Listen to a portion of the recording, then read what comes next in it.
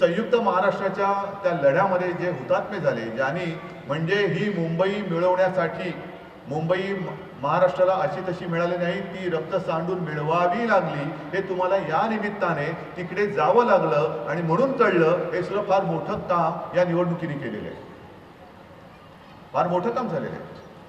आणि जर त्या हुतात्म्यांना वंदन करून शपथ घ्यायची असेल तर माझी तयारी आहे, माझ्या सर्व शिवसैनिकांची तयारी आहे. चला उद्या जाऊया आपण आणि हुतात्म्यांना साक्ष ठेवून, हुतात्म्यांना वंदन करून सगळेजण आपण शपथ घेऊया की मुंबईची जबाबदारी आम्ही घेतलेली आहेच, पण महाराष्ट्राचा 1 इंच तुकडा आम्ही तोडू देणार नाही, आम्ही तुटू देणार नाही, ही शपथ खरी तिकडे घ्यायला पाहिजे. जो महाराष्ट्र आहे विदर्भासह, तो संयुक्त महाराष्ट्र, तो अखंड ठेवू, ही शपथ माझी घ्यायची तयारी आहे. आज जे कोणी तिकडे गेले आणि जे काही थोटाण करून आले, त्यांच्यात हिंमत असेल तर त्यांनी ते करून दाखवावं. अखंड महाराष्ट्राची शपथ घ्या ना. मुंबई महापालिकेत पुन्हा एकदा शपथपूर्वक पारदर्शक वगैरे नाही, आमचा पारदर्शक कारभार आहेच, त्याचं नाही म्हटलं तरी कौतुक तुम्हाला नाही दिसलं तरी तुमच्या वरच्या मायबापानं दिसलेलं आहे.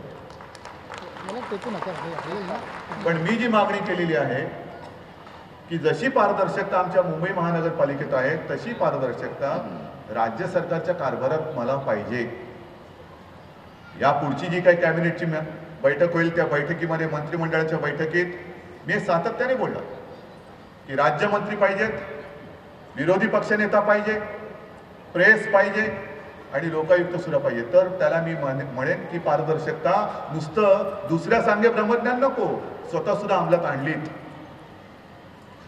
आणा ना सगळं काय. मग काय चिकी घोटाळ्याचे आरोप होणार नाहीत, शिक्षण डिग्री घोटाळ्याचे होणार नाहीत, भूखंडाचे आरोप होणार नाहीत, कारण सगळं कसं पारदर्शक राहील. चिकी सुद्धा वाटताना तुला चिकी मला चिकी असं नाही होणार, सगळेच चिकी करतील. मग कशाला शिकवताय आणि कशाला ह्या गोष्टी करताय?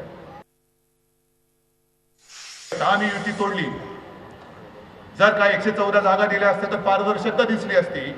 आणि कशासाठी मी 114 जागा देऊ? मर मरतो तो माझा शिवसैनिक मरतो निवडणुकीमध्ये, मर मरतो लोकांच्या सुखदुःखात तो माझा शिवसैनिक मरतो. 5 वर्ष आम्ही मेहनतीने कामं करायची, एक डाग अंगाला लागू द्यायचा नाही, तो कधी लागलेला नाही, या पुढेही लागणार नाही. आणि मग निवडणूक जिंकण्यासाठी सर्वस्व पणाला लावायचं. निवडणूक जिंकल्यानंतर कामं करायची आणि ती झाल्यानंतर 5 वर्षानंतर विनासाहेब तुमच्या हातामध्ये, तुमच्या घशामध्ये जागा घालायच्या. ह्याला म्हणतात युती. हे आम्हाला पारदर्शकतेने दिसतंय, दिसत होतं, म्हणून मी युती तोडलेली आहे. आणि जर का त्यांच्या मनाप्रमाणे युती झाली असती तर सगळं कसं मस्त सुखा समाधानात पारदर्शकतेने झालं असतं. नाही, पारदर्शकता वगैरे थोतांडे.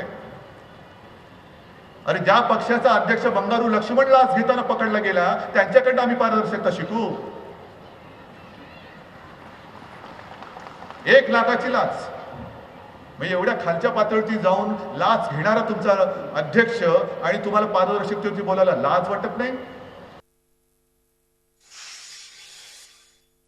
महापालिकेने जे शिवसेना प्रमुख जलाशय बांधलं मध्य वैतरणावरती, त्याच्यामुळे मुंबईकरांना पाणी आपण कमी पडू दिलं नाही. काय ह्याचं कौतुक करण्याचं एक मोठं मत तुमच्याकडे नाहीये? स्वतःचं धरण बांधणारी ही पहिली महापालिका, हक्काचं धरण, स्वतःच्या पाण्याचं धरण, नागरिकांसाठी पाणी. पण कामं कशी अडतात? हे आज जे काही सगळे उठवळे आलेले आहेत ना, मी खरा मुंबईकर, मी खरा मुंबईकर, त्यांना मला सांगायचंय की जो आम्ही सागरी महामार्ग आखतो आहोत, कोस्टल रोड, राज्यात आणि केंद्रात सरकार तुमचं आहे, म्हणजे आम्ही नावाला आहोत. पण तो कोस्टल रोड मुंबई महापालिका करणार. कधी करणार? मध्य वैतरणा धरण जे आहे ते 3.5 वर्षामध्ये मुंबई महापालिकेने बांधलं. सगळ्यात जलद गतीने बांधण्यात आलेलं हे 9वं काम आहे जगामधलं. 3.5 वर्षामध्ये महापालिकेने धरण बांधलं, पण परवानगीला 10 वर्ष लागली. 10 वर्ष परवानगीला. कोस्टल रोड किती वर्ष आम्ही सांगतो, किती वर्ष आम्ही मागतो आहोत, पण अजूनही केंद्राची त्याला मंजुरी मिळालेली नाहीये. कधी तुमची मंजुरी येणार आणि कधी आम्ही हे काम करणार? आमच्यावरती आरोप जरूर करा, जिथे आम्ही चुकलो असो जरूर आरोप करा, पण स्वतःच्या बुडाखाली तुम्ही दडवून काय ठेवलेलं आहे ते पहिले जनतेला सांगा आणि मग आमच्यावरती आरोप करा. तेवढी पारदर्शकता दाखवा ना. कोस्टल रोडला अजून परवानगी मिळालेली नाहीये. तसंच शिवसेना प्रमुख जलाशय जे बांधलेलं आहे त्याच्यात माझं वचन आहे 2007 साली दिलेलं की मुंबई महापालिका स्वतःचं धरण बांधताना स्वतःचं वीज निर्मिती केंद्र सुद्धा बांधेल आणि मुंबईकरांसाठी वीज निर्मिती करेल, हे माझं वचन आहे, मी विसरलेलो नाही. पण ते वीज निर्मिती केंद्र हे अडवून ठेवलेले, संपूर्ण तयारी आहे. पहिल्या सरकारने काय केलं, मुंबई महापालिकेला धाब्यावरती बसून परस्पर ते केंद्र देऊन टाकण्याचा घाट घातला, ते अडवलं आपण. मधल्या काळात आपलं सरकार आलं आणि सरकार आल्यानंतर मी स्वतः मुख्यमंत्र्यांनी सांगितलं, किंबहुना त्या मध्यवैतरणाचं जेव्हा नामकरण होत होतं तेव्हा मुख्यमंत्र्यांनी सांगितलं की हे वीज निर्मिती केंद्र आहे ती मी लवकरात लवकर मंजूर करून देईन. झालं त्याला 6 महिने होत आले, 8 महिने होत आले, अजूनही फाईल हलत नाही. वीज निर्मिती केंद्र कोणाचे तुम्ही साठवलोटक करून कशासाठी ती फाईल अडवलेली आहे हे पहिलं पारदर्शकपणाने सांगा. मुंबईकरांना कळू द्या की मुंबई महापालिकेचं वीज निर्मिती केंद्र जे तुम्ही अडवून ठेवलंय ते कोणासाठी अडवून ठेवलंय आणि कोणी अडवलेलं आहे ते पहिले लोकांना कळू द्या. झी 24 तास रहा एक पाऊल पुढे.